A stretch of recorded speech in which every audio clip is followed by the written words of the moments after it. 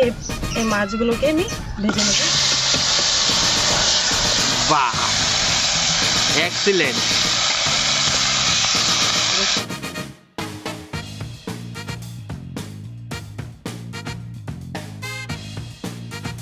নমস্কার বন্ধুগণ, দাদা বৌদি রেসিপিতে আপনাদের সকলকে স্বাগত।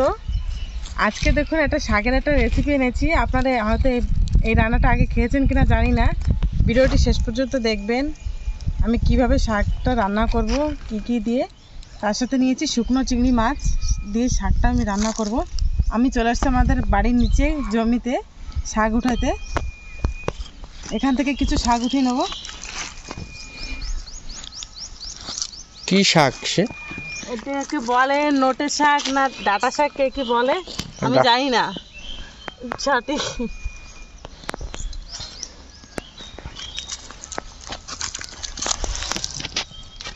এই শাকগুলো আমি নিয়েছি রান্নার জন্য।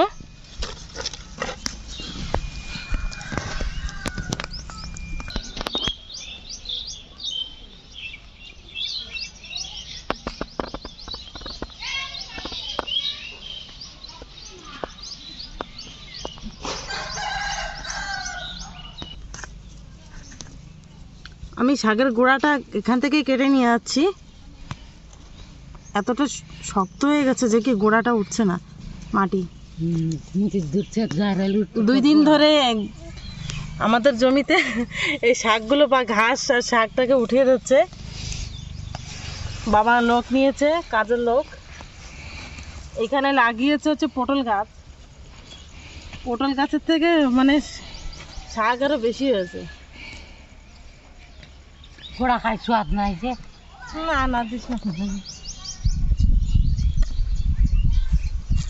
বেশি বেশি উঠাচ্ছি বড় বড় টান।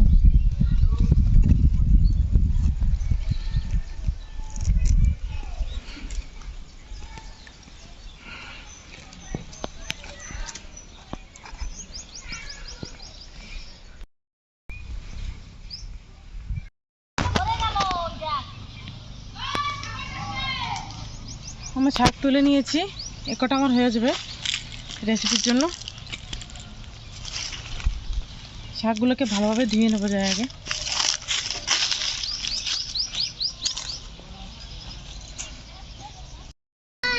শাকটা রান্নার জন্য আমি কি উপকরণ নিয়েছি, প্রথমত নিয়েছি আমি শুকনো চিংড়ি মাছটাকে প্রথমে কেটে নিয়ে তারপর আমি ভালোভাবে ধুয়ে নিয়েছি, জলে 4-5 বার ধুয়ে নিয়েছি। আর এখানে শাকটা ধুয়ে ভালোভাবে আমি ঝরা দিয়েছি, জলটা ঝরিয়ে নিয়েছি। আর নিয়েছি সঙ্গে রসুন কুচি করে নিয়েছি, শুকনো লঙ্কা, বড় সাইজের 2টো পেঁয়াজ কুচি, কাঁচা লঙ্কা নিয়েছি 8-9টা, সরষের তেল নিয়েছি, লবণ আর হলুদ। প্রথমে আমি শাকগুলোকে কেটে নেব,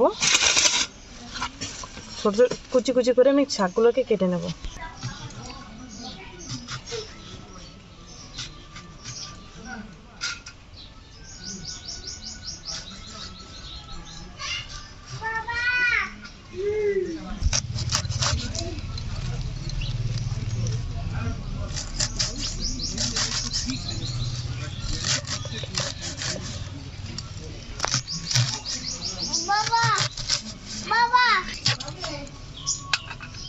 এইভাবে আমি সব শাকগুলোকে কেটে নেব।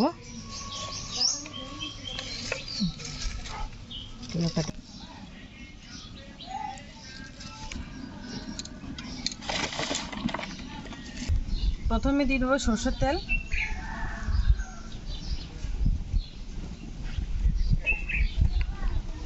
দিয়ে দেবো অল্প একটু লবণ তেলে, আর অল্প একটু হলুদ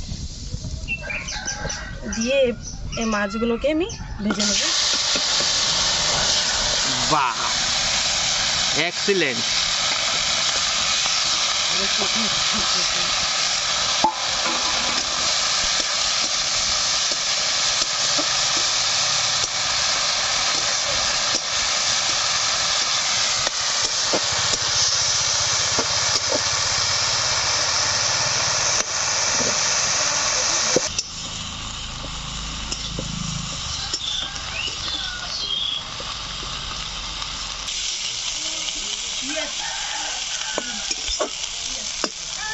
মাছটাকে কড়া করে ভেজে নেব।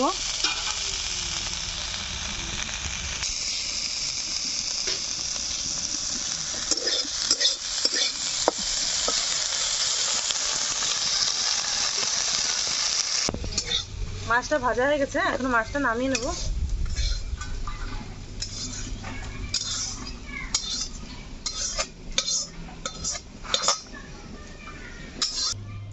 কড়াই দিয়ে দেবো আরো একটু সরষের তেল।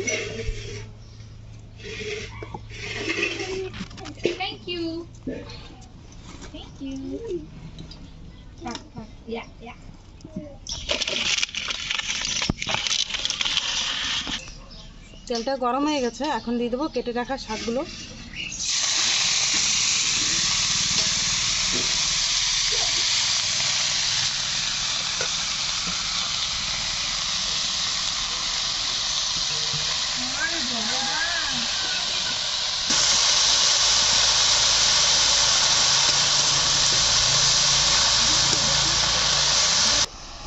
দিয়ে দেবো লবণ।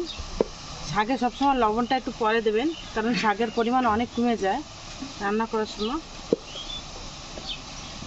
দিয়ে দেবো হলুদ। কেটে রাখা কাঁচা লঙ্কাগুলো দিয়ে দেবো আমি।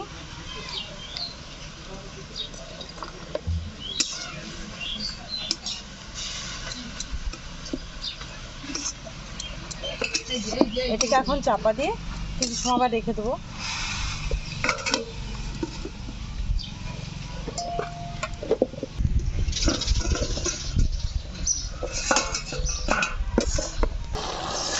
দেখুন শাকের তো জলটা বেরিয়ে আসছে কতটা।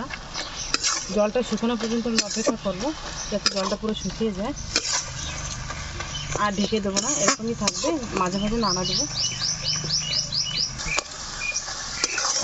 শাকটা এখন জলটা নিয়ে গেছে দেখুন পুরো।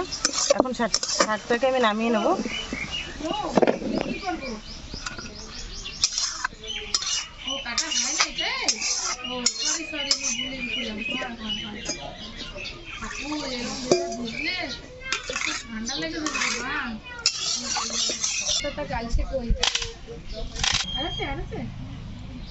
কড়াইতে দিয়ে দেবো তেল, আবার সরষের তেল।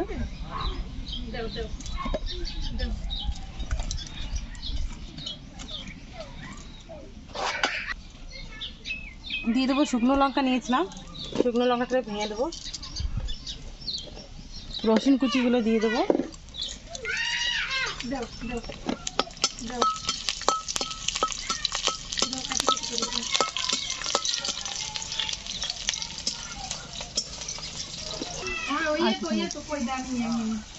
দিয়ে দেবো পেঁয়াজ কুচি। পেঁয়াজ কুচি নিয়েছিলাম।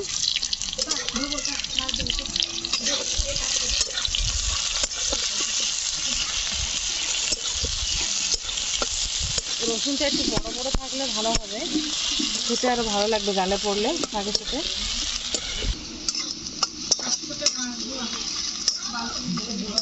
পেঁয়াজটাকে কড়া করে ভেজে নেব।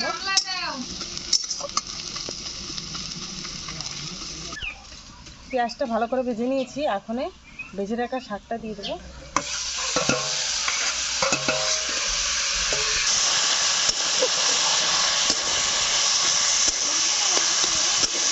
দিয়ে দেবো ভেজে রাখা চিংড়ি মাছগুলো।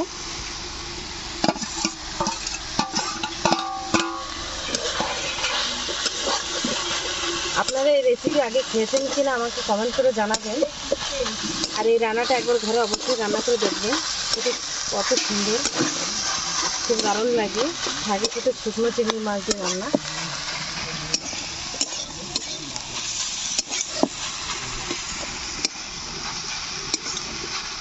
আর কিছু সময় এভাবে ভেজে নেব।